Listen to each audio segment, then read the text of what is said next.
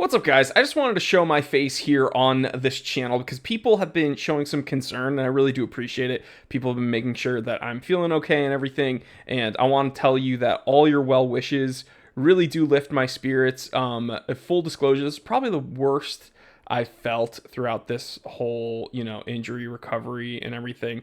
My nerve pain has made it so I kind of just don't want to get out of bed. I still do, but it's hell. It's been total hell. But reading your comments and seeing all your messages really does lift my spirits and helps me out a lot. So today I just wanted to do a little T3 watch rant because it is Friday and I'm bringing it back to basics.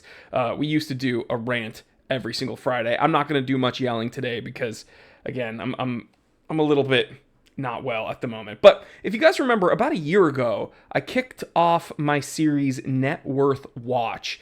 And it's where we take a look at famous people's net worth and we, pick apart their watch collection. And I did Henry Cavill's watch collection. And as you can see on screen, he has a net worth of over $50 million. And that was a year ago. I'm sure he's just as wealthy, if not more.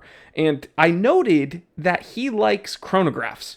And the three watches he's been seen wearing most, two of which are Omegas, and I think the last one was a Breitling, and 2 out of 3 were chronographs. And there's a few pictures out there. He wears them everywhere. He loves let's see, it was the Seamaster, I believe. One of the Seamaster chronographs, yeah. And then he has this beautiful Omega Deville, which is not a chronograph. I wish he would wear that one more because I absolutely love that watch. And then this Breitling, which is, Breitling's known for their chronographs. Where is it? Doesn't really matter because he's not with Omega or Breitling. He's making waves in the watch world right now because he just signed a deal with Longines. We're going to talk about what this means and if I think it's a good idea or if I think it's kind of hacky. Let's go ahead and tell the time. It is 3:20 p.m. Let's get down to business. Okay, so here he is in his official media promotional shots with Longines. And one thing I think is cool is the watch he's wearing in most of these photos is yet another chronograph. He just really likes chronographs. That is the Longines Master Collection Chrono Moon Phase, 3,800 buckaroos, which doesn't really put a dent in his net worth, right? And that's what a lot of people have been complaining about for some reason. Like in the comments that I've seen on Instagram and on YouTube with some other people talking about this, people are saying oh, why would someone as A-list and famous and wealthy as Henry Cavill stoop down to the Longines brand?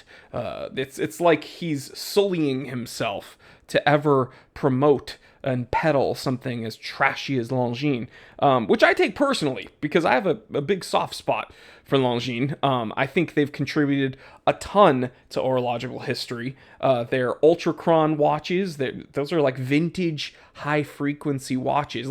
Dude, back in the 70s, them coming out with 36,000 plus VPH movements is insane. Blew a lot of people's movements out of the water. Even before that, when they took ownership and production of Wittenauer and made some of the coolest watches. By the way, this is one of my favorite watches I've ever had at the shop. It's long gone. This is the one watch that I truly, truly, truly regret selling.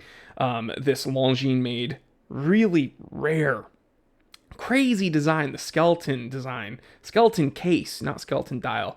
Longines made Wittenauer. Again, I've had a few of these Ultrachron, just crazy, crazy watches that Longines made way back when. And then currently, they're having this renaissance coming out with some insane watches that I truly, truly, truly think compete with the likes of Oris, Tudor, and even Omega. And I know people are going to be like, what are you talking about? Clutching your pearls. Dude, Longines has such a diverse catalog. They're not like Tudor that just produces essentially different iterations of one watch. Longines has watches that are fairly complicated, like this, or even more simple iterations. Excuse me, like this moon phase. They have really cool doctor's watches, and then of course we can't forget about their spirit collection, or like their really rough and tumble watches, like their field watchy watches, and their GMTs, their dive watches. They have a whole bunch of really cool, functional, beautiful watches that are very well made. And so, why do I think this is a good idea, a really good idea, in fact, that they've, paid out the big bucks to someone like Henry Cavill? Well, kind of for the reasons that I just laid out. I think Longines is a legit, really cool, orologically significant brand that's done a lot for the watch world. And if someone like Henry Cavill, who is very cool, very likable, very relevant right now, who's doing a lot of stuff, brings more people to Longines and maybe legitimizes the brand a little bit more, as if they need help with that, then I think that's a good thing. I think that's a plus. And I think that anybody who's complaining about it, who's saying that like Longines is below Henry Cavill, well, first of all, clearly Henry Cavill doesn't agree, right? Because he signed the contract, so he's happy to get paid and happy to wear those. And then also, I think you have to be either incredibly stupid or you're just not a true watch enthusiast. And I'm not saying that if like only real watch enthusiasts like Longines, or let me rephrase that. If you don't like Longines, you're not a real watch enthusiast. That's not what I'm saying. What I'm saying is if you are, besmirching Longines because you don't think they are a quote legit watchmaker, then you don't know enough about watches. Like you just don't know enough about the history of watchmaking. And Longines is a really cool brand, and they're not even doing like what happened with Movado, where Movado used to be super legit and they made really cool watches, and then they had that relationship with Zenith and they made crazy watches, and then somewhere around 1983 Movado changed hands and now they make like rubbish.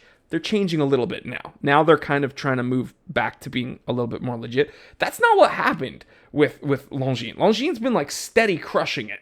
So I think people are stupid that are complaining about Henry Cavill being their promo ambassador. I think that's silly. So anyway, let me know what you think. You know what? In the comment section, let me know what is your favorite film or work that Henry Cavill has done. What's your favorite Warhammer faction? Because Henry Cavill loves Warhammer. And what's your favorite Longines? Leave me those 3 things in the comment section, and I will see you on the next one. Again, guys, thank you for all the well wishes. This has been an incredibly difficult time for me, a time that I wouldn't wish upon anyone. And, when things are going good and things are very easy, it's easy to, maybe underappreciate your support system because they're not really being tested. You know what I mean? And now is really when I need my support system. And boy, did you guys rally the troops. It's really awesome. I really appreciate you guys sticking with me and supporting me. And kind of being my the little push I need to get out of bed, even though I'm in pretty constant agony. So I love you guys, and I will see you maybe, depending on how I feel, maybe I can get a live stream up tomorrow and start a Saturday live stream again. But you know what, on the weekends, it's gotten to the point where I kind of just need to keep my leg elevated. But we'll see. And if not, I will see you on Monday. All right, guys. Love you. Stay happy, stay healthy, stay blessed. I'm Jory Goodman, the Time Teller. And always remember, I didn't invent time. I just tell it. Love you guys.